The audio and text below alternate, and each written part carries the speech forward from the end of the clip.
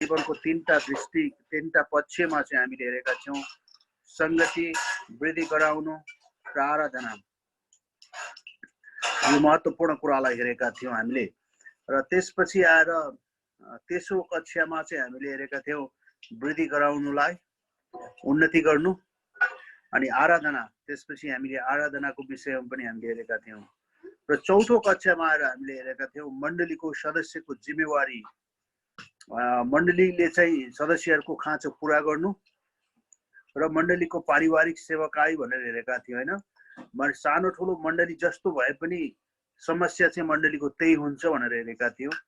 र अनि त्यसपछि त्यहाँ चाहिँ मण्डलीको खाँचोहरू आत्मिक र नैतिक खाँचोहरूमा चाहिँ हामीले बाइबल शिक्षाबाट मण्डलीको त्यो खाँचो पुरा गर्न सक्छौँ भनेर हेरेका थियौँ। मानसिक र भावनात्मक खाँचोहरूमा चाहिँ हामीले चाहिँ काउन्सेलिङको कुराहरू आवश्यक, त्यो मण्डलीमा आवश्यक छ। कति मानिसहरूलाई सरसल्लाहको कुराहरू, ती कुराहरूको बारेमा हेरेका थियौँ भने भौतिक र आर्थिक खाँचो पनि मण्डलीमा आवश्यक छ र त्यसलाई पनि पुरा गर्ने कुरामा हेरेका थियौँ भने अनि मैत्रिक र सम्बन्धात्मक खाँचोहरू, सङ्गति अनि सङ्गतिमा चाहिँ विभिन्न किसिमका कुराहरूको बारेमा हामीले हेरेका थियौँ। सङ्गतिमा गर्ने कुराहरूमा चाहिँ युथ सङ्गति, प्रार्थना सङ्गति अनि विभिन्न किसिमका सङ्गतिहरूबाट चाहिँ हामीले चाहिँ मण्डलीलाई चाहिँ परिपक्व बनाउन सक्छौँ भनेर हेरेका थियौँ। त्यसपछि विशेष खाँचो विधवा र अनाथको लागि हेरेका थियौँ। त्यसपछि हामी पारिवारिक भूमिकामा चाहिँ मण्डलीलाई चाहिँ इन्भल्भ गर्नुपर्ने कुराहरू हेरेका थियौँ। र ती परिवारलाई चाहिँ त्यसमा चाहिँ एकदमै परमेश्वरको महिमाको लागि हैन, यी सम्पूर्ण सम्बन्धहरू ठिक प्रकारले जाने कुराहरू हेरेका थियौँ भने आज चाहिँ हामी यो चारवटा क्लासपछि पाँचौं क्लासमा चाहिँ हामी मण्डलीमा चाहिँ परमेश्वरले दिनुभएको आत्मिक वरदानलाई मण्डलीमा कसरी चलाउने। याद गर्नुहोस्, यो चाहिँ महत्त्वपूर्ण किसिमको कुरा हो। त्यसकारणले यसलाई चाहिँ विशेष मण्डलीले परमेश्वरले दिनुभएको आत्मिक वरदानलाई याद गर्नुहोस्। धेरै मण्डलीहरू यस्ता कुरामा चुकेका छन् कि जसले ती कुराहरू विश्वासीलाई थाहा छैन भनेर चाहिँ विश्वासीलाई चाहिँ आत्मिक वरदानहरूलाई चाहिँ चलाउने किसिमको कुराहरूको बारेमा र आत्मिक वरदानका बारेमा कतिपय मण्डलीहरूलाई अनभिज्ञता भएको कारणले पनि धेरै समस्या भएको छ। परमेश्वरले हरेक विश्वासीलाई आत्मिक वरदानहरू दिनुहुन्छ भनेर हामी बाइबलमा पाउँछौँ। त्यसकारणले गर्दा तपाईँ परमेश्वरको सेवा गर्न पृथ्वीमा सृष्टि भएको हो। याद गर्नुहोस्, हामी आज परमेश्वरको सेवा गर्नको लागि हामीले एउटा कुन चाहिँ क्लासमा एकचोटि हेरेको थियो, परमेश्वरले मानिसलाई किन बनाउनु भन्दा परमेश्वरको सेवा गर्नलाई। याद गर्नुहोस्, त्यो महत्त्वपूर्ण कुरा के तपाईँलाई थाहा छ? तपाईँलाई परमेश्वरले सेवा गर्न सृष्टि गरिएको थियो। परमेश्वरले तपाईँको जीवन भन्दा फरक बनाउनु भयो। याद, तपाईँको सोचाइ भन्दा परमेश्वरले यिर्मियालाई के भन्नुभयो? उहाँले प्रचार गर्न बोलाउनु भयो। याद होस्, यिर्मियालाई हामी देख्छौँ यिर्मियाको 5 मैले तिमीलाई तिम्रो आमाको गर्भमा रच्नुभन्दा पहिले म तिमीलाई चिन्दथेँ, तर तिमी गर्भबाट निस्किनुभन्दा पहिले मैले तिमीलाई पवित्र गरेँ। याद गर्नुहोस्, यिर्मियालाई परमेश्वरले तिमीलाई मलाई थाहा छ। याद गर्नुहोस्, हामी प्रत्येकका कुराहरू परमेश्वरलाई थाहा छ र अगाडि नै उहाँले हामीलाई चुन्नु भएको छ। याद गर्नुहोस्, यी कुराहरू चाहिँ महत्त्वपूर्ण कुरा हो। र प्रकाश 4:11ले भन्छ, हे प्रभु, तपाईँ महिमा र आदर र प्रशंसा पाउन योग्य हुनुहुन्छ, किनकि तपाईँले नै सबै कुरा सृष्टि गर्नुभएको। परमेश्वरमाथि आदर र महिमाको योग्य हुनुहुन्छ। एफएसी 2:10 हेर्यो भने, किनकि हामी असल कामहरूको निम्ति ख्रीष्ट येशूमा सृजना गरिएका उहाँका हातका कारिगरीहरू हौँ, जुन कामहरूमा हामीले हिँड्नुपर्छ भनेर परमेश्वरले अघिबाटै तिनीहरूलाई तयार पार्नु भएको छ। र यसकारणले याद गर्नुहोस्, हामी उहाँले चाहिँ उहाँको महिमा गर्न परमेश्वरले सृजना भएका उहाँका हातका सृष्टिहरू हौँ या त कारिगरीहरू हौँ। त्यसकारणले हरेक क्रिस्चियन चाहिँ जो येशू ख्रीष्टलाई साँचो रूपमा विश्वास गर्छ, हामीले भनेका थियौँ तिनीहरू परमेश्वरको परिवारको सदस्य हुन्छ। परिवार परमेश्वरको शरीरको अङ्ग हुन्छ, मण्डलीको सदस्य हुन्छ। र हरेक क्रिस्चियन चाहिँ सेवाको निम्ति सृष्टि गरिएको हो। एफएसी 2:10 सेवा गर्नको निम्ति, सेवाको लागि सृष्टि गरिएको हो। एफएसी 2:10 यसलाई ध्यान दिनुहोस्। हामी अलिकति परिचय मात्रै हेर्दैछौँ आत्मिक वरदानको लागि। त्यसपछि सेवाको निम्ति बचाइएको दोस्रो तिमोथी 1:9 हेर्यौं भने पनि हामी देख्न सक्छौं सेवाको लागि हामी बचाइएका हौं, मतलब सेवा गर्नको लागि परमेश्वरले हामीलाई बचाउनु भएको। त्यसै गरी हामी पहिलो पत्रुस 2:9 र 10 हेर्यौं भने हामीले के देख्छौं भने सेवामा बोलाएको, हामी सेवाको लागि बोलाएको। याद गर्नु, परमेश्वरले हामीलाई चुन्ने बित्तिकै स्वर्ग लगेको भए के फरक पर्थ्यो? स्वर्गमा बस्न पाउनु नराम्रो कुरा होइन। याद गर्नुहोस् त, यो कुरालाई सोच्न, जुन दिन हामीले विश्वास गर्यौं त्यही दिन हामीलाई उठाएर स्वर्गमा लानु भएको भए त्यो असल हुन्थ्यो होला मेरो सोचाइमा। तर के छ भने परमेश्वरले हामीलाई सेवाको निम्ति बचाएको, सेवाको निम्ति सृष्टि गरेको, सेवाको निम्ति बोलाएको र सेवाको निम्ति आत्मिक वरदान पाएको। पहिलो पत्रुस 4:10।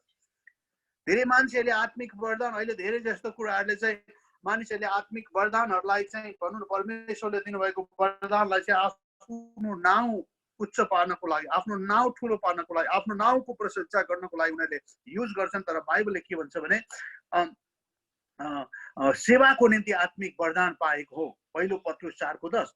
सेवाको निम्ति अधिकार पाएको मत्ती 28:18-20 याद गर, जाऊ सुसमाचार प्रचार गर र मैले तिमीलाई अधिकार दिएको छु भनेर जुन अधिकार, जुन कुरा परमेश्वरले येशू ख्रीष्टले हामीलाई दिनुभएको छ त्यो सेवाको निम्ति हो। याद गर्नुहोस् त्यसलाई। सेवाको निम्ति आज्ञा गरिएको छ मत्ती 20:26-28। जुन आज्ञा हामीलाई गरेको छ सेवाको निम्ति।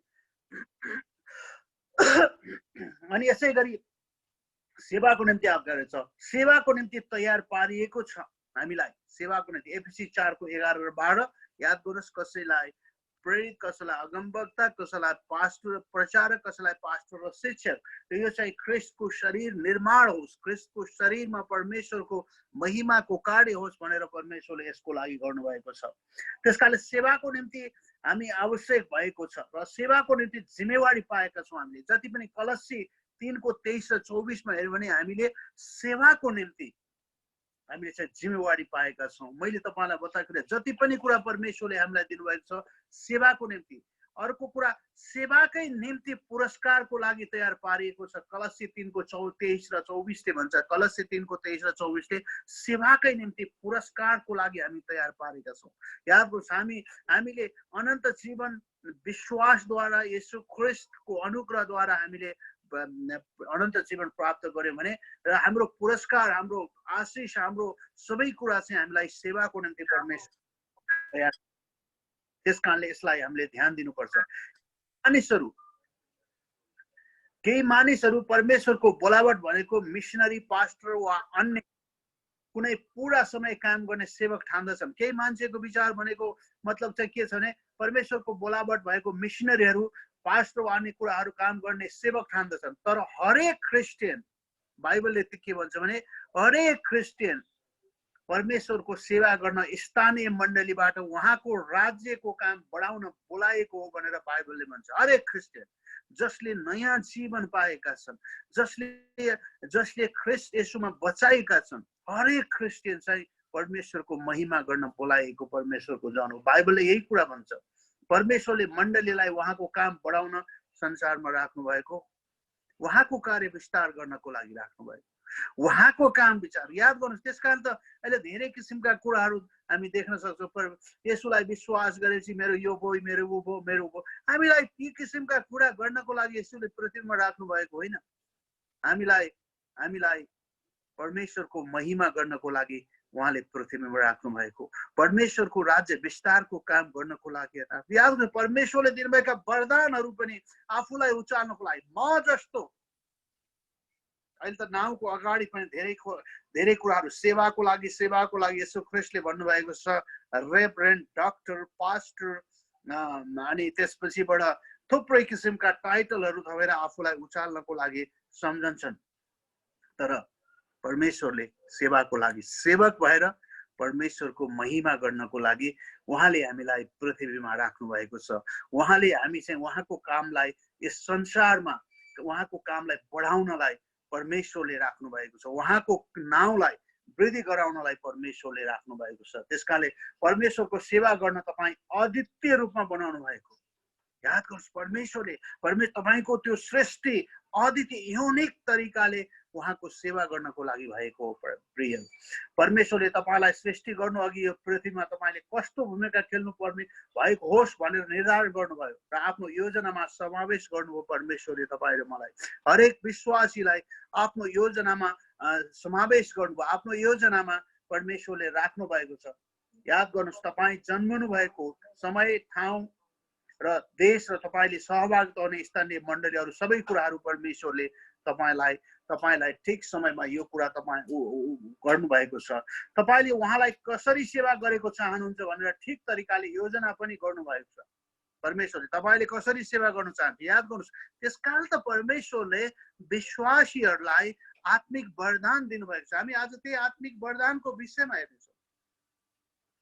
आत्मिक वरदान दिनुभएको छ। जुन दिन हामीले येशू ख्रीष्टलाई विश्वास गर्छौं, जुन दिन हामीले येशू ख्रीष्टलाई व्यक्तिगत मुक्तिदाता भनेर स्वीकार गर्छौं, एउटा न एउटा वरदान परमेश्वरले हरेक विश्वासीलाई दिनुभएको छ। त्यसकारणले त्यो वरदानलाई चाहिँ उहाँको महिमाको लागि प्रयोग गरोस् भन्ने परमेश्वर चाहनुहुन्छ। बाइबलले भन्छ हामी ख्रीष्ट येशूमा असल कामको निम्ति लागि बनाएका परमेश्वरका हातका सिपहरू हौं। एफिसी 2:10 याद गर्नुहोस्। बाइबलले के भन्छ याद गर्नुहोस्। बाइबलले यो कुरा भन्छ कि हामी ख्रीष्ट येशूमा असल कामको निम्ति बनाएका परमेश्वरका हातका सिपहरू हौं अथवा परमेश्वरका हातका कारिगरी हौं। परमेश्वरले उहाँको महिमा गर्नको लागि उहाँले हामीलाई बनाउनु भएको छ। प्रिय यो कुरालाई विशेष हामीले ध्यान्नुपर्छ। परमेश्वरले मण्डलीबाट सेवाको निम्ति केही सेप भनेर आकार दिनुभएको छ भनेर त्यहाँ पास्टर कालले त्यो क्लासमा बताउनु भएको कुरालाई अलिकति म तपाईहरुको अगाडि बताउँछु। यहाँ चाहिँ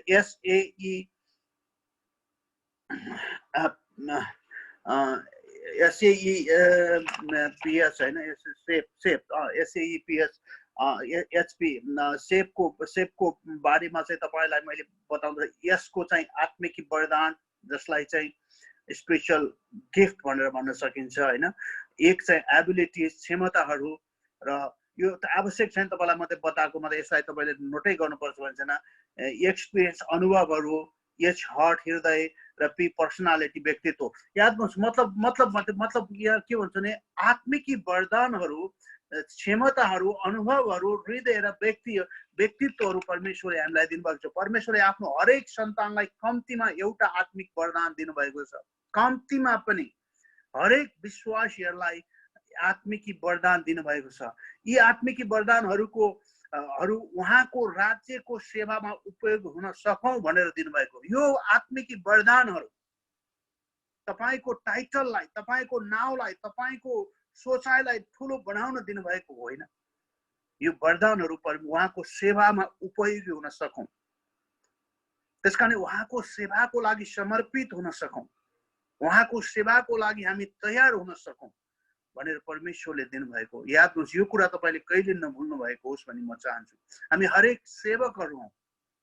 हामी उहाँको महिमाको लागि हर समय उहाँको महिमाको लागि हामी तयार रहन्छौं। त्यसकारणले हामी प्रत्येकलाई दिनुभएको आत्मिक वरदानहरू याद गर्नुहोस्। मलाई 5वटा वरदान परमेश्वरले दिनुभएको छ। मलाई परमेश्वरले यी वरदान दिनुभएको छ। तपाईँ आफै उचालिनको लागि दिनुभएको होइन, उहाँको राज्यको सेवामा उपयोग हुन सकौं भनेर दिनुभएको। हामी प्रयोग हुन सकौं उहाँको राज्यको सेवामा भनेर दिनुभएको। यहाँ परमेश्वरले जन्मदै दिनुभएको क्षमता र याद गर्छु, परमेश्वरले कहिलेकाहीँ यी कुराहरूलाई फरक किसिमका कुराहरू हुन् हैन। हामीलाई ट्यालेन्टहरू, हाम्रा चाहिँ एउटा क्षमताहरू हामी जन्मदै परमेश्वरले केही मानिसहरूलाई ती क्षमताहरू दिन सक्नु भएको छ र आत्मिक वरदानहरूमा चाहिँ फरक छ। याद गर्नुहोस्, यो कुरा चाहिँ आत्मिक वरदान र परमेश्वरले दिनुभएको क्षमता चाहिँ फरक कुराहरू। त्यो कुरालाई चाहिँ तपाईहरु मैले जहिले पनि ध्यान दिनु आवश्यक छ। जस्तै प्राकृतिक क्षमता त्यो जन्मदा नै दिएको हुन्छ। जस्तै उदाहरणको लागि कसै मानिसले गीत गाउने, याद गर्नुहोस् त बच्चैदेखि गीत गाउनलाई ऊ ट्यालेन्ट हुन्छ। उसलाई त्यो किसिमको कुरा त्यो परमेश्वरले दिनुभएको त्यो उसको ट्यालेन्ट हो। त्यो चाहिँ जन्मदै त्यसलाई आत्मिक वरदानको रूपमा हामी हेर्न सक्दैनौँ। जस्तै कसैलाई क्षमता दिनुभएको हुन्छ, कसैलाई म्युजिक, कसैलाई भनौँ न विभिन्न किसिमका चित्रहरू यी किसिमका कुराहरू हुन्छ, कसरत गर्ने होइन, एक्सर्साइज कतै ती मान्छेहरूको ती हुन्छ। यो क्षमता तालिमद्वारा बढाउन सकिन्छ। अझै यो क्षमतालाई चाहिँ तालिमद्वारा बढाउन सकिन्छ। आत्मिकी वरदान चाहिँ अर्को तर्फ हो, यो चाहिँ नि आश्चर्य तर्फबाट, एउटा मतलब अलौकिक तर्फबाट परमेश्वरले विश्वासीलाई तिनीहरूको आत्मिकी जन्म जुन दिन यीशु ख्रीष्टलाई विश्वास गरे त्यही दिनको बेलामा दिनुहुन्छ। त्यही दिन तपाईले जब पवित्र आत्मा तपाईसँग आउनुहुन्छ, बस्नुहुन्छ, त्यही दिन तपाईलाई आत्मिकी वरदान पनि दिनुहुन्छ। ल यसलाई सेवामा लगाएर वृद्धि गर्न सकिन्छ। यसलाई वृद्धि गर्ने कुरा तपाईलाई दिनुभएको आत्मिक वरदानलाई तपाईले लुकाएर राखेको परमेश्वर चाहनुहुन्न। त्यसकारण त येशू ख्रीष्टले तोडाको उखान भन्नुभएको छ, याद गर तिमीले प्राप्त गरेको तोडालाई लुकाएर नराख। याद गर्छ यहाँ एउटा कुरा छ, तपाईले मुक्ति प्राप्त गर्नको लागि कुनै पनि काम गर्नु पर्दैन। येशू ख्रीष्टले यो काम तपाईलाई मुक्ति दिलाउने काम क्रुसमा सिद्धाइसक्नु भएको छ। यसको लागि तपाईले केही पनि गर्नु पर्दैन, त्यो तपाईको लागि त्यसलाई सोच्नु पनि पर्दैन। तर जुन दिन तपाईले येशू ख्रीष्टलाई व्यक्तिगत मुक्तिदाता भनेर स्वीकार गर्नुहुन्छ, त्यो दिनदेखि अब तपाईलाई परमेश्वरले दिनुभएको क्षमता, मतलब परमेश्वरले दिनुभएको आत्मिकी वरदान, पवित्र आत्मा तपाईसँग वास गर्नुभएको कारणले गर्दा अब तपाई चाहिँ के गर्न सक्नुहुन्छ, त्यो आत्मिकी वरदानलाई परमेश्वरको सेवामा लगाएर वृद्धि गराउन सक्नुहुन्छ। त्यसलाई तपाईले जुन किसिमको कुरा म कहिलेकाहीँ मण्डलीमा भन्ने गर्छु, याद गर्नुहोस् एउटा म्युजिकको वरदान पाएको मतलब त्यो ट्यालेन्ट मात्र होइन, उसलाई परमेश्वरले दिनुभएको वरदानले उसले म्युजिक गाउँछ भने सबैजनालाई क्वायर लिडर हुन मन लाग्छ। याद गर्नुहोस् त्यो उसैले मात्रै पाएको हुन, अर्को अर्थमा भन्दाखेरि प्रचार गरेको प्रचारकलाई देखेर सबैलाई त्यही किसिमको प्रचारक हुने रहर पनि हुन सक्छ, किनभने उसको ख्याति देखेर। तर हामीले त्यो किसिमको कुराले होइन प्रियहरू, हामीलाई परमेश्वरले जुन त्यसकारण तोडालाई लुकाएर नराख्नको लागि येशू ख्रीष्टले भन्नुभएको छ। लुकाएर राख्नेले के भन्नुभयो, उसको नि खोसेर 10 तोडा हुनेलाई दिनुभएको छ। त्यसकारणले गर्दा हामीसँग भएका आत्मिक वरदानहरूलाई हामीले उहाँको सेवाको लागि प्रयोग गरेर यसलाई वृद्धि गराउन सक्छौँ। उहाँको सेवाको लागि प्रयोग गरेर परमेश्वरको महिमा गर्न सक्छौँ। उहाँको सेवाको लागि प्रयोग गरेर परमेश्वरको आराधना गर्न सक्छौँ। त्यसकारणले यो आत्मिक वरदान लाई विशेष ध्यान दिनु आवश्यक छ भनेर हामी हेर्न सक्छौँ। यहाँ 4वटा मुख्य बाइबलीय खण्डहरू छन् जसले मण्डलीमा भएका व्यक्तिहरूलाई आत्मिक वरदानहरू दिने परमेश्वरले बताउनु भएको हुन्छ। त्यो 4वटा छ होइन, बताउनुहुन्छ 4वटा ठाउँहरूमा। एफिसी 4:11 देखि 16 सम्म तपाईले हेर्न सक्नुहुन्छ। यी 4वटा खण्ड म तपाईलाई पढ्छु, के अरे बताउँछु र यसलाई म पढ्छु पनि। यसलाई तपाईले ध्यान दिनुहोस्। याद गर्नुहोस् एफिसी 4 को आत्मिक वरदानको लागि परमेश्वरले बताउनु भएको कुरा एफिसी 4:11 देखि 16 सम्म। एफिसी 4:11 देखि 16 सम्म। दोस्रो खण्ड पहिलो कोरिन्थी 12:1 देखि 30 सम्म। दोस्रो पहिलो कोरिन्थी 12 अध्यायको 1 देखि 30 सम्म आत्मिक वरदानको लागि। रोमी 12 अध्यायको 6 देखि 8 सम्म। रोमी 12 अध्यायको 6 देखि 8 सम्म। पहिलो पत्रस 4:10 र 11। पहिलो पत्रस 4:10 र 11। यी खण्डहरूमा चाहिँ आत्मिकी वरदानको विषयमा परमेश्वरले बताउनु भएको छ। त्यसकारणले अब हामी यसलाई पढौँ है त, यसलाई हेरौँ। एउटा खण्ड एफिसी 4:11 र 12। अनि उहाँले मतलब परमेश्वरले कतिलाई प्रेरितहरू, या ध्यान दिनुहोस् यहाँ, कतिलाई भविष्यवक्ताहरू, अनि कतिलाई सुसमाचार प्रचारकहरू, अनि कतिलाई गोठाला र शिक्षकहरू हुनलाई दिनुभयो। याद गर्नुहोस् होइन, र सेवाको काम र ख्रीष्टको शरीरको उन्नतिको निम्ति पवित्र जनलाई सिद्ध बनाउनलाई। याद गर्नुहोस् के को लागि दिनुभएको छ भन्दा सेवाको काम र ख्रीष्टको शरीरको उन्नतिको निम्ति पवित्र जनहरूलाई सिद्ध बनाउन दिनुभएको रहेछ। याद गर्नुहोस् यहाँ हामीले 5वटा, यसलाई 5-fold वरदानको रूपमा पनि कति मान्छेले भन्न सक्छन्, तर पनि म तपाईलाई भन्छु 5वटा। कतिलाई प्रेरितहरू, कतिलाई भविष्यवक्ताहरू, कतिलाई सुसमाचार प्रचारकहरू, र कतिलाई गोठाला र शिक्षक, पास्टर र शिक्षक। यहाँ दुईटा छ। यसको मतलब, यसलाई जोड्नुको मतलब पनि परमेश्वरले के भन्नु भएको छ भने पास्टर चाहिँ शिक्षक हुनै पर्छ। शिक्षक पास्टर नहुन सक्छ, तर पास्टर चाहिँ शिक्षक हुनुपर्छ। त्यसकारणले गोठाला र शिक्षकहरू हुनलाई किन दिनुभएको छ भन्दाखेरि मण्डलीको वृद्धि गराउन, परमेश्वरको महिमा गर्न, परमेश्वरको प्रशंसा गर्न, यी कुराहरू परमेश्वरले मण्डलीमा दिनुभएको छ। पावलले पहिलो कोरिन्थी 12:4 देखि 11 सम्म पनि लेख्दैछन्। त्यहाँ हेर्नुहोस्, अब वरदानहरू किसिम किसिमका छन् तर आत्मा उही हुनुहुन्छ। याद गर्नुलाई ध्यान दिनुहोस्, वरदानहरू किसिम किसिमका छन्, आत्मा उही हुनुहुन्छ। अनि सेवाहरू पनि किसिम किसिमका छन् तर प्रभु उही हुनुहुन्छ। वाह! अनि कार्यहरू पनि किसिम किसिमका छन् तर परमेश्वर उही हुनुहुन्छ, जसले सबैमा सबै कुरा गर्नुहुन्छ। तर सबैलाई फाइदा होस् भनेर हरेकलाई आत्माको प्रकाश दिइन्छ, किनकि एउटालाई आत्माद्वारा बुद्धिको वचन दिइन्छ भने अर्कोलाई उही आत्माद्वारा ज्ञानको वचन दिइन्छ। यसलाई ध्यान दिनुहोस्, कसलाई बुद्धिको वचन दिन्छ भने कसलाई ज्ञानको वचन दिइन्छ। याद गर्नुहोस्, यसलाई ध्यान दिनुहोस्। अनि 9 पद, अनि अर्कोलाई उही आत्माद्वारा विश्वास र अर्कोलाई उही आत्माद्वारा निको पार्ने वरदान, अनि अर्कोलाई सामर्थ्यका काम गर्ने क्षमता र अर्कोलाई भविष्यवाणी र अर्कोलाई आत्माहरू खुट्याउने क्षमता र अर्कोलाई किसिम किसिमका भाषाहरू र अर्कोलाई भाषाहरूको अनुवाद। तर यी सबै कुरा एउटै र उही आत्माले नै गर्नुहुन्छ र जसले आफ्नै इच्छा अनुसार हरेकलाई अलग अलग बाँडिदिनुहुन्छ। अलग अलग वरदान परमेश्वरले दिनुहुन्छ। याद गर्नुहोस्, ती कुराहरू पनि हामीले हेर्यौँ। अनि अर्को कुरा रोमी 12:6 देखि 8 सम्म पनि म पढ्दैछु।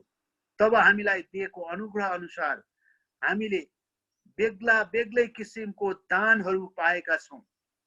भविष्यवाणीको दान हो भने विश्वासको मात्रा अनुसार भविष्यवाणी गरौँ, अथवा सेवाको हो भने सेवाको लागि रहौँ, अथवा जसले सिकाउँछ ऊ सिकाउनमा लागिरहोस्, अथवा जसले अर्थ दिन्छ ऊ अर्थ दिनमा लागिरहोस्। जसले दिन्छ उसले मन खोलेर दियोस्, जसले अगुवाई गर्छ उसले यत्नसित गरोस्, जसले कृपा देखाउँछ उसले हर्षसित गर्छ। वाह!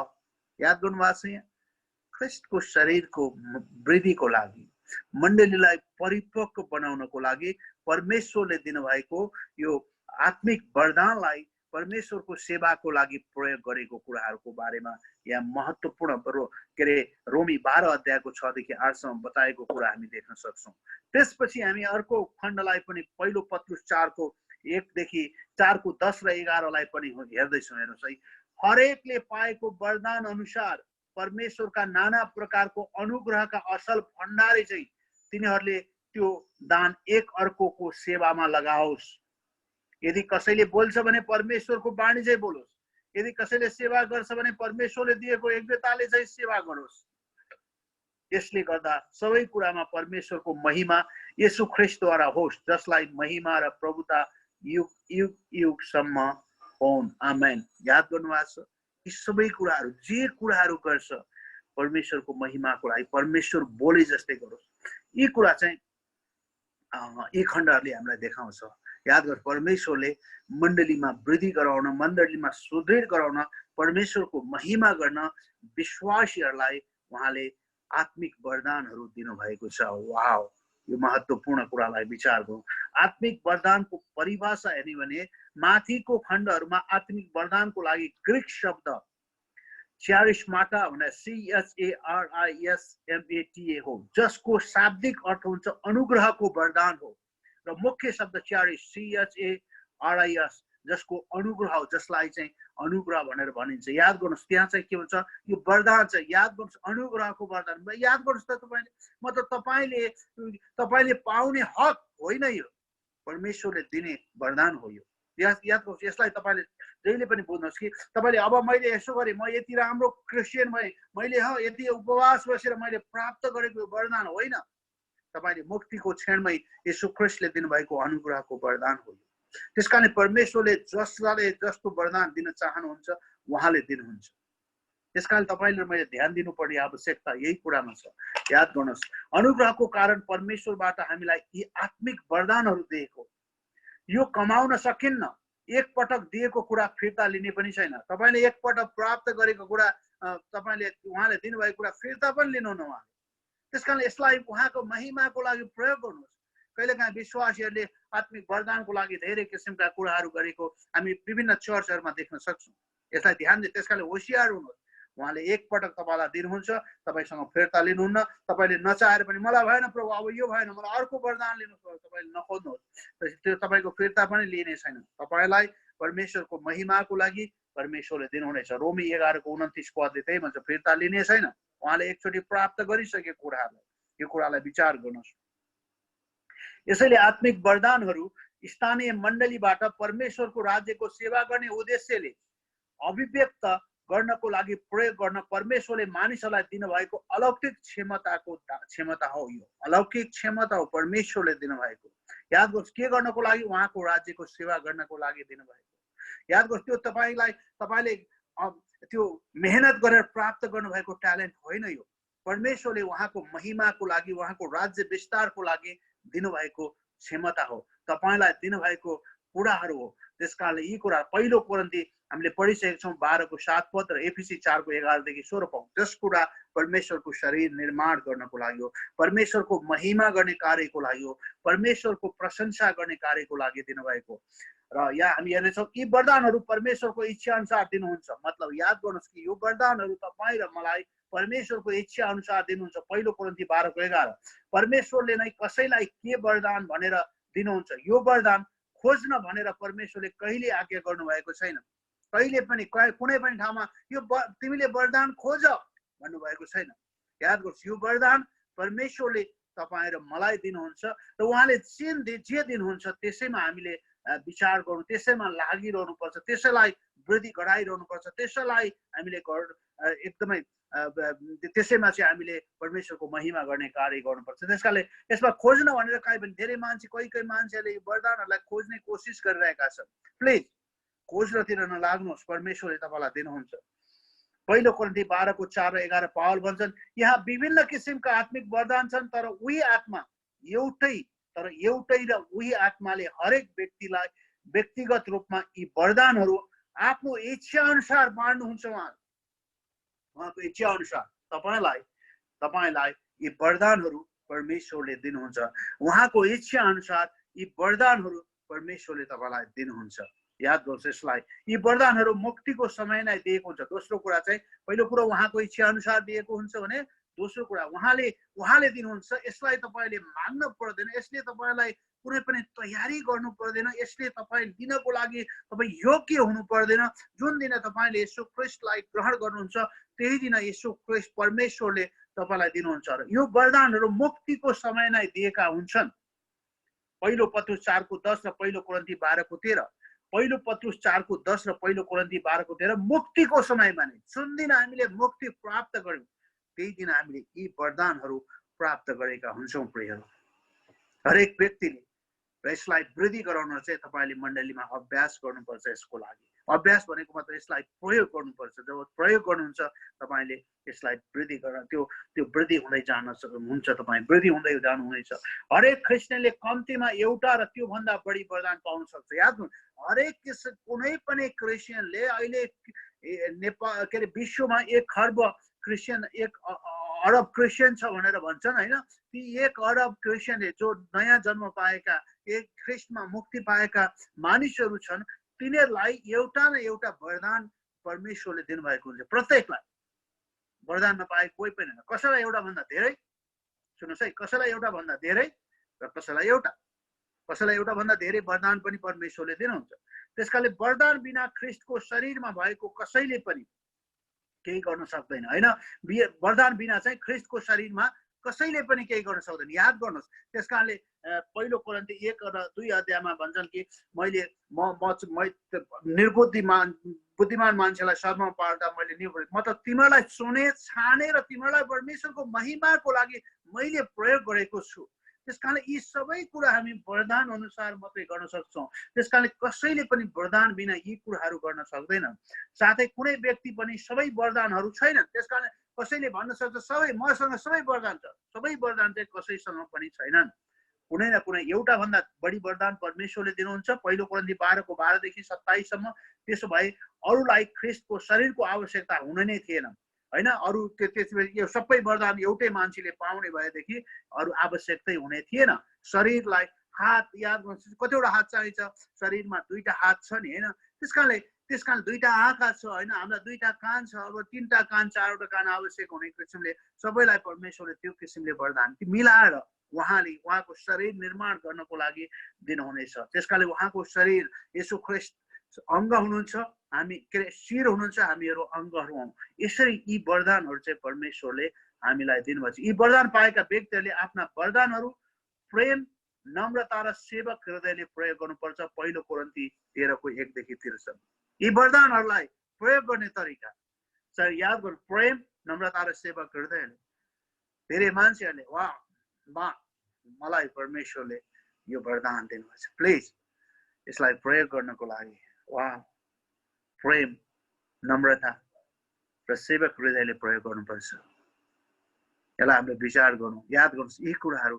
त्यस कारणले तपाईँले याद गर्नुहोस्, यो क्लासमा यो तपाईँले महत्त्वपूर्ण तरिका बुझ्नुहुनेछ प्रियहरू। हामी सेवाको लागि परमेश्वरले चुन्नुभएका परमेश्वरका दासहरू। याद गर्नुहोस्, यसलाई ध्यान दिनुहोस्। तपाईँले पाउनुभएको वरदान सेवकाईमा प्रयोग गर्नुहोस्।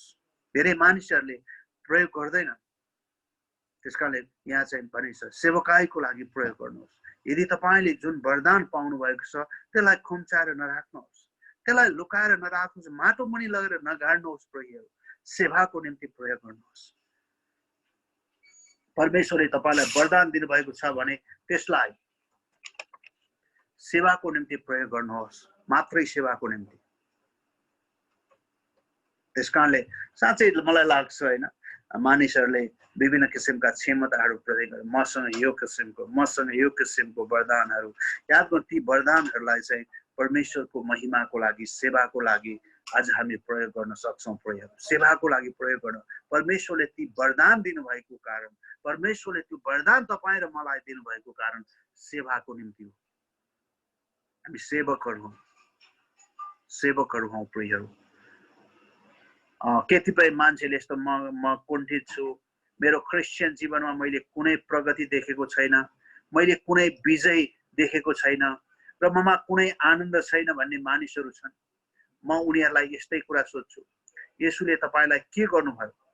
उनीहरू प्राय भन्दछन्, ओहो म शनिबार बिहान मण्डली जान्छु, म त्यहाँ बस्छु, संगति सुन्छु, म गीत गाउँछु, पास्टरको प्रचार सुन्छु। उनीहरूले सेवकाई पत्ता लगाउन आवश्यक छ भने उनीहरूमा समस्या छ। उनीहरूले आफ्नो आत्मिकी वरदानलाई पत्ता लगाउनु याद गर्नुहोस् आवश्यक छ। त्यस्तालाई आफ्नो प्रभुको कामको लागि प्रयोग गर्नुपर्छ। त्यसकारणले तपाईले खाली सुन्न मात्रै होइन, त्यसकारण तपाईले यो परमेश्वरको वरदानलाई, मलाई दिनुभएको वरदान, मलाई कसैले नि वास्ता गर्दैन, मलाई ठाउँै दिँदैन चर्चमा, मलाई कुनै पनि ठाउँ दिएन, मलाई यो किसिमको कुराको लागि होइन। परमेश्वरले जुन वरदान तपाईलाई दिनुभएको छ त्यसकारण त्यो वरदान पत्ता लगाउने कोसिस गर्नुहोस्, त्यसलाई प्रयोग गर्नुहोस् सेवाको लागि, त्यसलाई प्रयोग गर्नुहोस् परमेश्वरको महिमाको लागि। तपाईले आफैलाई त्यो वरदानबाट नउचाल्नुहोस्।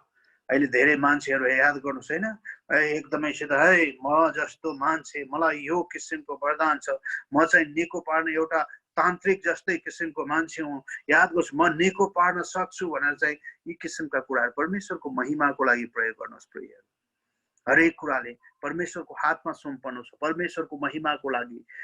त्यहाँ चाहिँ रिक वारेनले चाहिँ उहाँको चाहिँ प्रपोज अफ ड्रिमन लाइफमा चाहिँ लेख्छन् कि हरेक मण्डलीमा 3 प्रकारका मानिसहरू हुन्छन्, जसले आफैलाई घटना बनाउँछन् र जसले भन्छ के अरे जसले घटनाहरूलाई हेर्दछन् र कुनै कुरा भएको थाहा नपाउनेहरू। धेरै क्रिस्चियनहरू हेर्ने र अवलोकन गर्ने भएका छन्, धेरै क्रिस्चियनहरू हेर्ने र अवलोकन गर्ने भएका छन्। याद गर्नु, जसले कहिले पनि साँचो रूपले परमेश्वरको सेवालाई गम्भीर रूपमा लिएकै छैन। कोही के भन्दाखेरि के खाली हामी मण्डली आउँछौँ, बस्छौँ, सन्देश सुन्छौँ र त्यसलाई सेवा भन्छौँ। जब हामीले भवन छोड्छौँ तब हाम्रो सेवा सुरु हुनु पर्थ्यो। अब हाम्रो सेवा चाहिँ त्यो दिन मात्र होइन, अब त्यतिखेर जब मण्डली भवन जाँदा मात्र होइन, जब मण्डलीबाट अब हाम्रो सेवा चाहिँ सुरु हुनु पर्थ्यो। प्रियहरू, अब हामी सेवामा चाहिँ सुरु हुनु पर्थ्यो, तर हामी त्यही दिनलाई मात्रै सेवा भन्छौँ। कसैले भनेका छन् मण्डली भनेको फुटबल खेलिरहेको मानिसहरू जस्तै छन् हैन, त्यहाँ 20 जना मानिसहरू आरामको आवश्यकतामा आशाहीन भएका छन् भने उनीहरू खेलिरहेछन्, उनीहरूलाई आराम खोजिरहेका छन् भने मानिसहरू हुन्छन् भने र माथि 50,000 भन्दा नि बढी 1 लाख मानिसहरू चाहिँ अभ्यासको आशामा बस्छन्। म पनि त्यो फुटबल म खेल्न पाउँछु, उनीहरू आराम गरिरहेका छन् हैन, त्यो खालको कुराहरू हुन्छ। याद गर्नु, त्यही किसिमका कुराहरू चाहिँ परमेश्वरले हामीले पाएका ट्यालेन्टलाई हामीले चाहिँ परमेश्वरको इच्छा र योजना अनुसार प्रयोग गरेको परमेश्वर चाहनुहुन्छ। आफ्नो सास लिन र आफ्नो तलब लिनमा मात्रै तपाईँ जोडिनुहुन्न। याद गर्नुहोस्, तपाईँले खालि मैले गरेको कामको आधारमा मात्रै होइन, तपाईँ वरिपरि बस्न र तपाईँ नमरुन्जेलसम्म खुसी हुनुहुन्छ भने खुसीको खबर छ, परमेश्वरले तपाईँलाई उहाँको सेवा गर्न बोलाउनु भएको छ। खालि एउटा साधारण अफिस जाने तलब दिने मात्रै होइन, परमेश्वरले तपाईँलाई सेवाको लागि बोलाउनु भएको छ। प्रिय, खुसीको खबर हो यो हरेक विश्वासीलाई। यहाँको चर्चका, मैले अगाडि नै भने, चर्चका पास्टर, एल्डर, डिकनलाई मात्रै होइन, चर्चका कर्मचारीलाई मात्रै होइन, परमेश्वरले तपाईँ र मलाई आत्मिक वरदानले सुसज्जित बनाउनु भएको छ। ती आत्मिक वरदानलाई परमेश्वरको महिमाको लागि तपाईँ र मैले खर्च प्रयोग गरेको परमेश्वर चाहनुहुन्छ। याद गर्नुहोस्, उहाँले तपाईँले मात्रै खालि सास फेर्न मात्रै, खालि ठिकै छ भन्न मात्रै होइन। प्रियहरू, परमेश्वरले तपाईँलाई अनन्त जीवन दिनुभएको छ नै, जुन वरदान तपाईँलाई दिनुभएको छ त्यसमा तपाईँ लागिरहनुहोस्। याद गर्नुहोस्, माथि उल्लेख गरिएका पवित्र शास्त्रको खण्ड हामीले पढ्यो, 4वटा खण्डमा 20वटा आत्मिक वरदानको लागि चाहिँ व्याख्या गरिएको छ, त्यहाँ तालिका बनाएको छ। म तपाईँलाई यो तालिकाको बारेमा बताउँछु। पहिलो कुरो, 4वटा वरदानका क्षेत्रहरू चाहिँ प्रेरित, अगमवक्ता, पास्टर, शिक्षक र प्रचारक हैन, यो 4वटा क्षेत्र। अर्को 6वटा सञ्चारको वरदान भनेर भनिन्छ। हेर्नुहोस् है, अर्को 6वटा चाहिँ सञ्चार गर्ने वरदानहरू भनिन्छ। प्रचार, शिक्षा, बुद्धिको वचन, उत्साह दिने, आत्मा छुट्याउने, ज्ञानको वचन। याद गर्नुहोस्, अर्को 8वटा चाहिँ सेवाको वरदानहरू भनेर भनिन्छ, जसलाई अगुवाई, प्रशासन, सेवा, सहायता, कृपा दिने, विश्वास, चङ्गाई, आश्चर्य कर्म, र 2वटा चिन्हात्मक वरदान भनेर भनिन्छ, अन्य भाषा र अन्य भाषाको अनुवाद। यी चिन्हात्मक, त्यसकारण यी वरदानहरूलाई हामीले ठिक किसिमले प्रयोग, यसको बारेमा म बिस्तारै हामी अध्ययन गर्नेछौँ। त्यसकारण तपाईँले यो नलेख्नु भए पनि केही छैन, चार्ट पछि तपाईँले पाउनुहुनेछ। अहिले तपाईँले नलेख्नु भयो भने केही समस्या छैन, तपाईँले म बिस्तारै हामी सबै यो वरदानहरूको बारेमा हामी अध्ययन गर्नेछौँ। आज मण्डलीमा आत्मिक वरदानको विषयमा धेरै अन्यल र द्वन्द्व छ र मुख्य स्थानमा उल्लेख गरेका छैनन्। हेर्नुहोस्, नयाँ करारमा भएका वरदानहरू उपलब्ध छन्। यस प्रकार मानिसहरू आज संसारभरि भएका क्यारिस्मेटिक र पेन्टिकोस्टल मण्डलीले यो काम कायम गरेको पाइन्छ। याद गर्नुहोस्, तिनीहरूले यो प्रकारको मानिसहरूको कमजोरी, त्यसले केही वरदानहरूलाई उद्देश्य र अस्थायी प्रकृतिलाई बेवास्ता गर्ने गर्छन्। मतलब कुनै सबै वरदान चाहिँ सधैँको लागि दिनुभएको छैन। केही वरदान चाहिँ अस्थायी हुन् भन्ने कुरा उनीहरूले वास्ता गर्छन् र सबै वरदानहरू चलाउने कुराहरू गर्छन्। र जस्तै उदाहरणको लागि प्रेरित अगमवक्ताहरू चिन्हात्मक वरदानहरू हुन्। याद गर्नुहोस्, प्रेरित र अगमवक्ता वरदानहरू चिन्हात्मक वरदानहरू हुन्। यी वरदानहरूलाई चाहिँ हामीले चाहिँ भन्नु ती जुन समयमा परमेश्वरले उपलब्ध गराउनु भयो त्यो समयको लागि मात्रै दिनुभएको थियो। जस्तै के अरे यहाँ हेर्नु होइन, अर्को समूहमा चाहिँ के छ भने नयाँ करारमा धेरै जसो वरदानहरू आज पनि उपलब्ध छन्। यो बाहेक प्रेरित अगमवक्ता जगको रूपमा एफिसी 2:20 प्रेरित र अगमवक्ताको जगमा येशू ख्रीष्ट कुनै ढुङ्गो हुनुहुन्छ, मण्डली स्थापना भएको छ। मतलब त्यहाँ स्पष्ट रूपमा एफिसी 2:20ले बताउँछ कि ती चिन्हात्मक मण्डली निर्माण गर्नको, स्थापना गर्नको लागि आवश्यक वरदानहरू थियो। आज संसारभरि भएका सुसमाचार प्रचार गर्ने मण्डलीले यस प्रकारलाई कायम राखेका छन्, जो कि गैरगेस मण्डलीले पनि उल्लेख गर्छ कि यो चाहिँ चिन्हात्मक वरदान हो भनेर। यस प्रकारका कार्यहरू मण्डलीको जग स्थापनाको लागि नयाँ करारका अगमवक्ताहरू र प्रेरितहरूका कार्यालयहरू अस्थायी थिए। एफिसी 2 को 20 मैले भने तिनीहरू चाहिँ अस्थायी थिए, तिनीहरू चाहिँ बन्द हुनेवाला थिए, तिनीहरू चाहिँ कुनै ठिक समयमा त्यसको बन्द हुनेवाला थिए। यी वरदानहरू पहिलो शताब्दीपछि प्रस्तुत भएको छैन भनेर मण्डली इतिहासले पनि दाबी गर्छ। याद त्यसपछि पहिलो शताब्दीपछि यी वरदान छैन, यी वरदानहरू हामीले देख्न सक्दैनौँ अहिले। र यसले त्यो चाहिँ मण्डली इतिहासले हामीलाई देखाउँछ। भने मण्डली इतिहासका कुरालाई हेऱ्यो भने यसले चिन्हात्मक वरदानहरू याद गर्नु अस्थायी थियो भनेर पहिलो कोरिन्थी 13 को 1 देखि 13 छ। होइन भाषाहरू बन्द हुनेछन् भनेर त्यहाँ पहिलो कोरिन्थी 13 मा छ। प्रेरित 2 को 43 र हिब्रू के अरे हिब्रू 4 को 2 र दोस्रो कोरिन्थी 12 को 12 ले स्वीकार गर्छ, किनकि परमेश्वरले प्रेरितको सन्देशलाई प्रमाणित गर्नुभयो र प्रारम्भिक मण्डली स्थापना गर्नुभयो, जुन चाहिँ चिन्हात्मक कुरा थियो। आत्मिक वरदानहरूको व्याख्यालाई अब हामी हेर्छौँ। अरू बिस्तारै हेर्नेछौँ होइन, अलि बिस्तारै तपाईँलाई यी वरदानहरूको बारेमा हामी एक एक गरी हेर्नेछौँ। त्यस कारणले मैले तपाईँलाई यो फटाफट जाँदैछु, हामीसँग समय पनि थोरै छ। हामी 20 वटा आत्मिक वरदानको व्याख्यालाई हेर्नेछौँ र हामी केहीलाई अझै व्याख्या चाहिन्छ त्यसलाई पनि विस्तृत रूपमा हेर्नेछौँ। कुनै हामी सजिलै बुझ्न सक्छौँ, याद गर्नु, कुनै सजिलै बुझ्न सक्छौँ, कुरालाई अलिक गहिरो किसिमले व्याख्या गर्नुपर्छ। र पहिलो कुरा चाहिँ हामीले हेर्छौँ प्रेरित। एफिसी 4 को 11 मा हामीले हेर्यो भने पहिलो कोरिन्थी 12 को 28 मा प्रभु येशू आफैले 12 जना प्रेरितलाई नियुक्त छान्नुभयो र उनीहरूलाई प्रेरित भन्नुभयो। याद गर्नुहोस्, परमेश्वर प्रेरितलाई चाहिँ प्रभु येशू स्वयंले नै छान्नु भएको कुरा थियो। याद गर्नुहोस्, यो कुरालाई तपाईँले ध्यान दिने कुराहरू, प्रेरितको कुरालाई अहिले पनि प्रेरित हुन सक्छन् भन्ने किसिमका कुराहरू गर्छन् भने होइन। त्यसलाई हामीले हेर्नु लुका 6 को 12 देखि 16 ताकि उहाँको शिक्षामा मण्डलीको जग तयार गर्न तालिम प्राप्त हुन उहाँसँगै हुन सकुन्। प्रेरित 2 को 42 उहाँसँगै भएका मानिसहरूले तालिम प्राप्त हुन सकुन् भनेर प्रेरित। उहाँको पुनरुत्थानको आँखाको साक्षीको रूपमा सुसमाचार घोषणा गर्न सके। नयाँ करार लेखे यूहन्ना 14 को 26, यूहन्ना 16 को 13 देखि 15 र दोस्रो पत्रुस 1 को 81। याद गर्नु त्यसलाई फेरि यूहन्ना त्यहाँ चाहिँ उनीहरूले चाहिँ ती किसिम उनीहरूले चाहिँ उनीहरूको सन्देश चाहिँ परमेश्वर आफैबाट आएको थियो भनेर प्रमाणित गर्न पुरानो करारमा भएका अगमबाडीहरू र पवित्र शास्त्र अनुसार ख्रिस्टले उनीहरूलाई विभिन्न चिन्ह र आश्चर्य कर्म गर्ने अधिकार दिनुभएको थियो।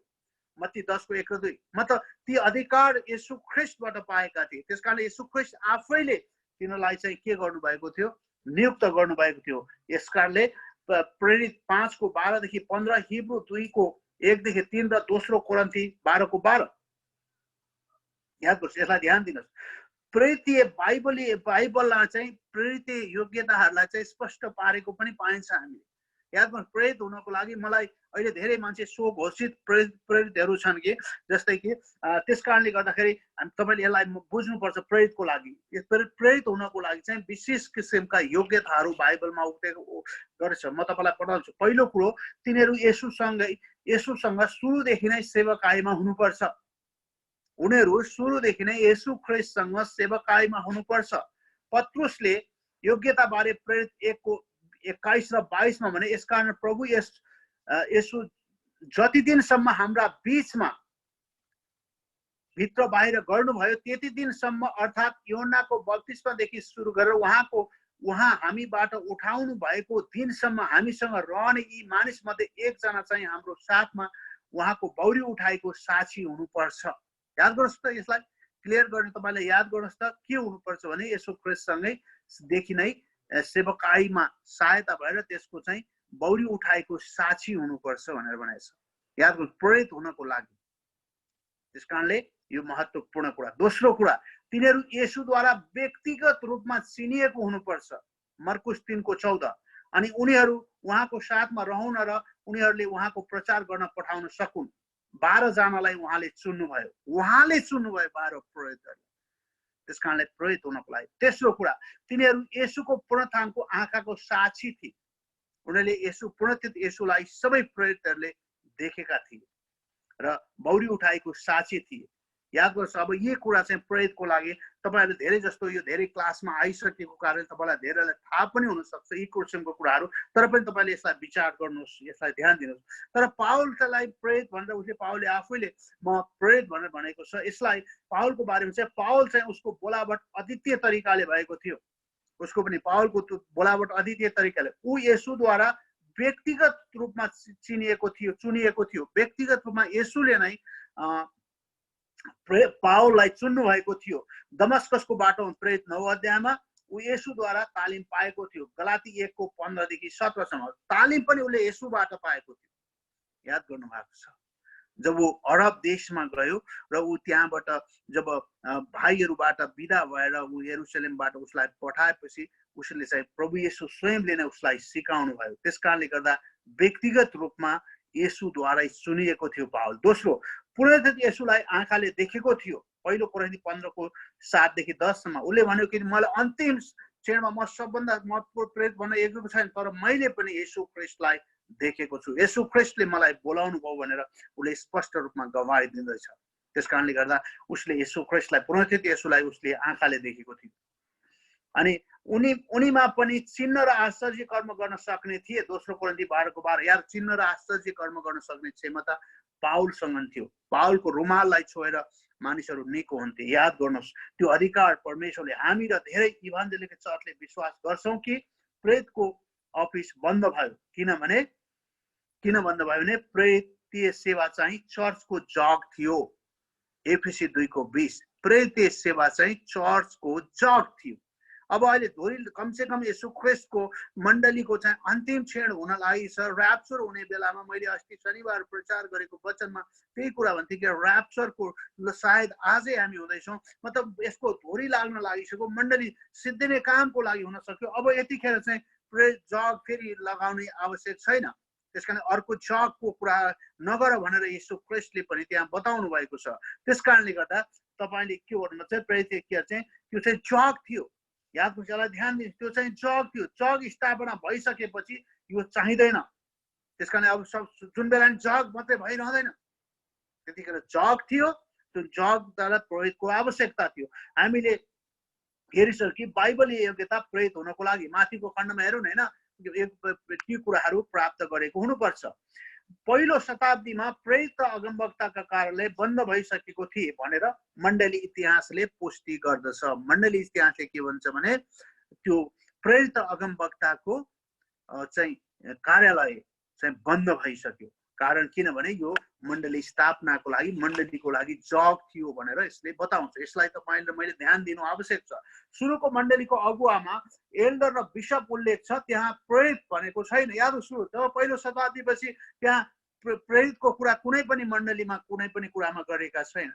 खालि मण्डलीको लागि अगुवा, एल्डर, बिशपको के अरे मण्डलीको चाहिँ अगुवा, एल्डर, बिशप जस्ता कुराहरू उल्लेख गरेका छन्। त्यसले गर्दाखेरि पनि हामी के भन्छौँ, प्रेरित चाहिँ त्यो प्रेरितको चाहिँ त्यो प्रेरितीय कुराहरू चाहिँ बन्द भइसकेको छ र अहिले चाहिँ प्रेरितहरूको आवश्यकता पर्दैन भनेर चाहिँ त्यो वरदानको विषयमा तपाईँले जानकार भएको परमेश्वर चाहनुहुन्छ। यदि तपाईँलाई अझै कन्फ्युज छ भने तपाईँले विचार गर्नुहोस् कि यसलाई हामीले बाइबलका खण्डहरूबाट तपाईँलाई मैले बताएको छु। त्यसकारणले अर्को कुरा हामी हेर्छौँ अगमवक्ता। दोस्रो कुरा चाहिँ हामी फेरि हेर्छौँ अगमवक्ता। एफएसी 4:11 अगमवक्ता परमेश्वरले नै नियुक्त गर्नुहुन्छ। अगमवक्ता पनि परमेश्वरले नियुक्त गर्नुहुन्छ। नयाँ करारको अगमवक्ताको चरित्र चाहिँ नयाँ करार र पुरानो करारको अगमवक्ताको काम एउटै थियो। अगमवाणीको वरदान भनेको परमेश्वरबाट प्रत्यक्ष दर्शन प्राप्त गर्ने। अहिले नै त्यही किसिमका धेरै मान्छेहरूले यी किसिमका कुराहरू, अगमवक्ताहरू चाहिँ को चाहिँ दुईटा क्षमता छ। एउटा चाहिँ के भन्छ, भविष्यमा हुने घटनाको बारेमा सही बताउने, व्यवस्था 18:20 र 22, प्रेरित 11:27-28 र 21:10 र 11 प्रकाश 1:3। याद गर्नुहोस्, भविष्यमा हुने घटनाको बारेमा सही बताउने। दोस्रो कुरा, परमेश्वरको प्रेरणाबाट पवित्र शास्त्र लेख्ने।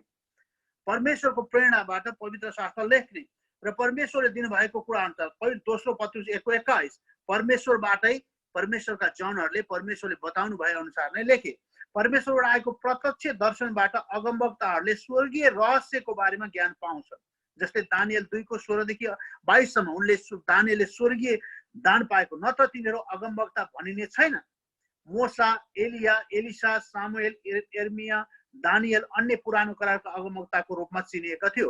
नयाँ करारमा परमेश्वरले यसका प्रारम्भिक चरणहरूमा मण्डली स्थापनाको निम्ति यसको सन्देशको वास्तविकतालाई त्यस समय प्रचार गर्न वरदानको कार्यलाई निरन्तरता दिनुभयो।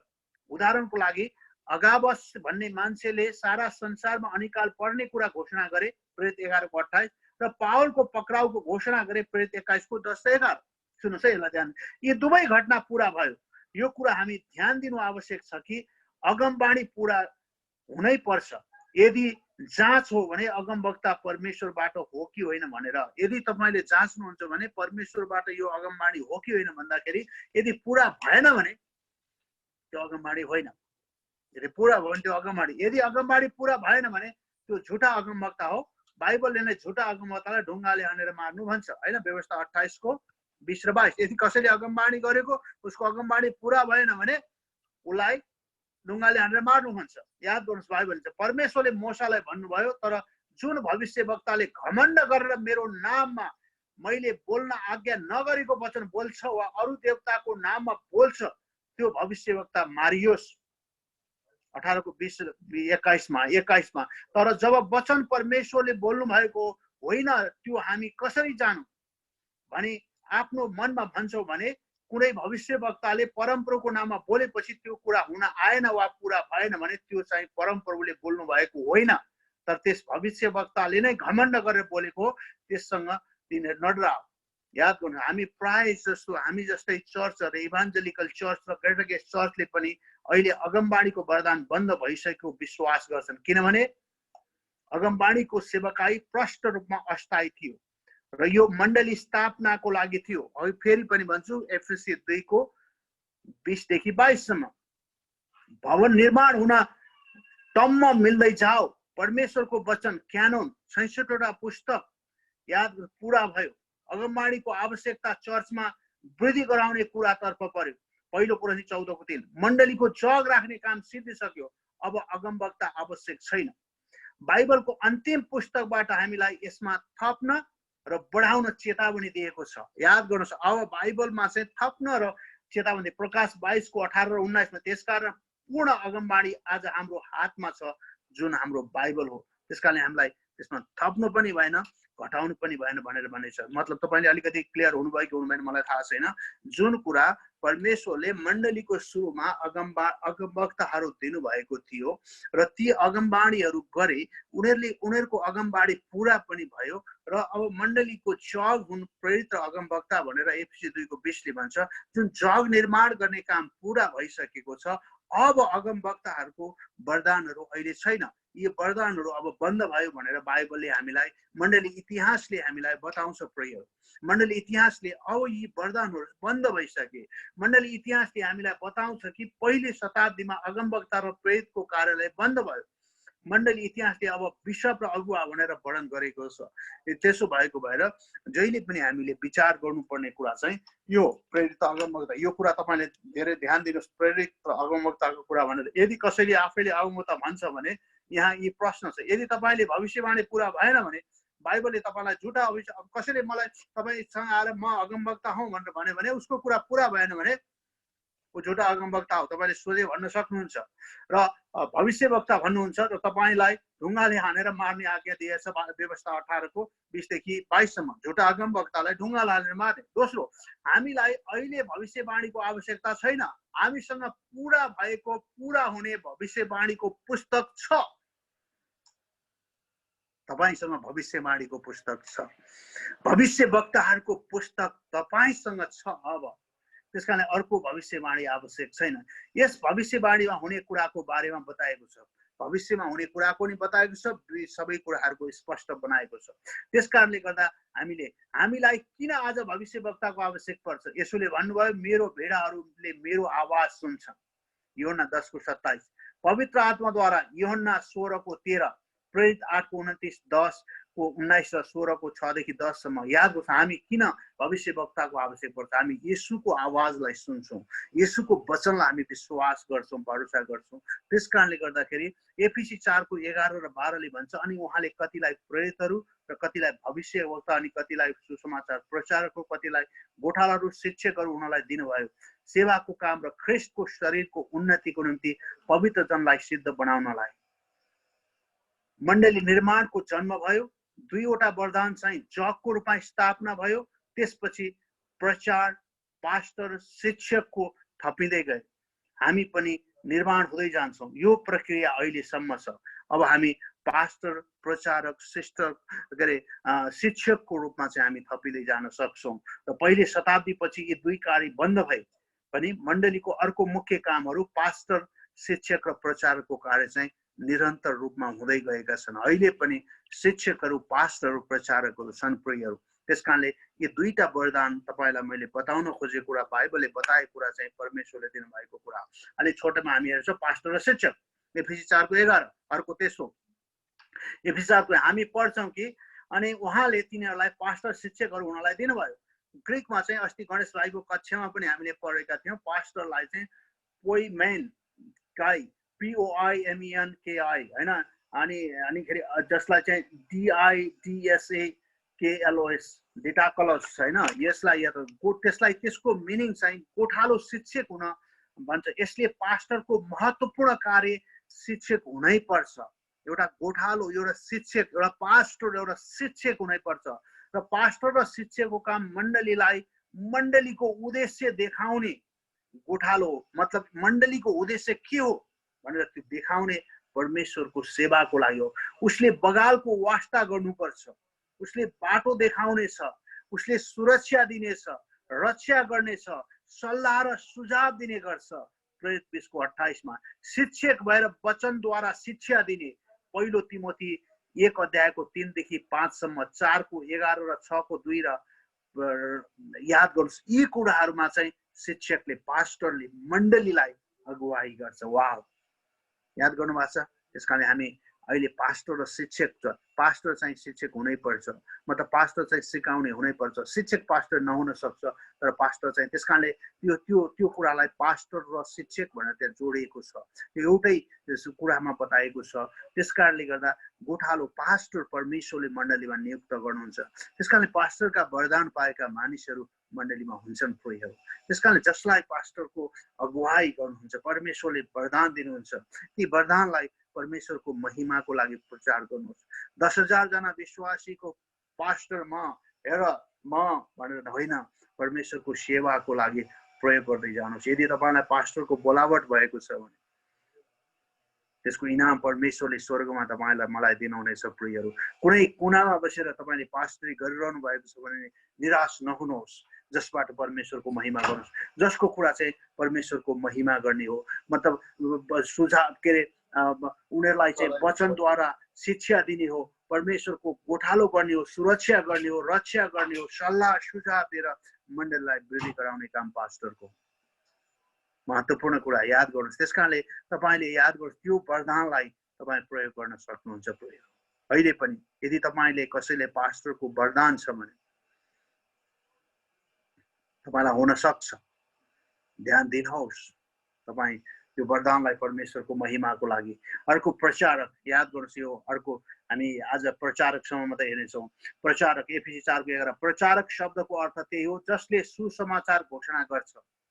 यो विशेष प्रकारको वरदान हो जुन व्यक्तिगत रूपमा मानिसहरूलाई सुसमाचार प्रचार गर्न, ख्रिस्टमा ल्याउन र चेला बनाउन दिएको हुन्छ। परमेश्वरले यो वरदान चाहिँ दिएको हुन्छ। विशेष प्रेरितको पुस्तकमा फिलिपलाई हामी देख्न सक्छौँ हैन। प्रचारक भनेको प्रेरित 21:8 चाहिँ उसलाई प्रचारक भनेर भनिएको छ। ऊ चाहिँ 7 जना डिकन मध्ये एउटा थियो। त्यो के अरे प्रेरित 6 अध्यायमा उसलाई नियुक्त गर्दा, 7 जना नियुक्त गर्दा ऊ एउटा डिकन थियो। र त्यो सहायता गर्न उसलाई चाहिँ त्यहाँ विधवाहरू र समस्यामा परेकालाई सहायता गर्न उसलाई नियुक्त गरिएको थियो। तर प्रेरित 8:4-6 इथियोपियाका नपुंसकलाई उसले सुसमाचार प्रचार गर्न, पवित्र आत्माले उसलाई बताए अनुसार उसले यीशु ख्रिस्टको बारेमा बतायो।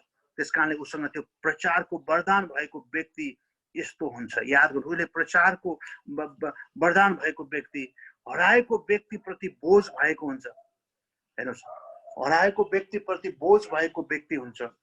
सरल र स्पष्ट रूपमा सुसमाचार प्रचार गर्न सक्ने व्यक्ति, क्षमता भएको उदाहरणको लागि पाप मुक्ति आवश्यकता, हाम्रो निम्ति यीशु ख्रिस्टको मृत्यु, विश्वास, क्षमा, मेलमिलाप मानिसहरूलाई बुझाउन सक्ने, मतलब यीशु ख्रिस्ट किन आउनुभयो, यीशु ख्रिस्टले के गर्नुभयो, यो कुरा बताउन सक्ने मानिसहरू याद गर्नु मेरो मानिसको पापको ज्याला तिरेर एकदम क्लियर किसिमको सुसमाचार प्रचार गर्ने व्यक्तिहरू चाहिँ त्यो हुनु आवश्यक छ। तेस्रो कुरा परमेश्वरको वचनको जिम्मा लिने, मानिसहरूलाई ख्रिस्टमा आएको देखेर आनन्दित हुने, उसँग प्रचारको वरदान छ भने हुन्छ हैन। जति मान्छे विश्वास गर्छन् त्यो देख्दा ऊ आनन्दित हुने, खुसी हुने। थोरै मानिसहरूसँग मात्रै प्रचारको वरदान भए तापनि सुन सबै विश्वासीहरू ख्रिस्टको गवाही बन्ने प्रचारको काम गर्नुपर्छ। दोस्रो तिमोथी 4:5 सबै विश्वासीहरू हामी गवाही बन्ने, साक्षी बन्ने हामीले के गर्नुपर्छ? प्रचारको काम गर्नुपर्छ। हामीले यी काम चाहिँ हामीले गर्नुपर्छ प्रियहरू। त्यो काम चाहिँ हामीले जहिले पनि गर्नुपर्छ। त्यसकारणले प्रचारक मात्रै प्रचारक होइन।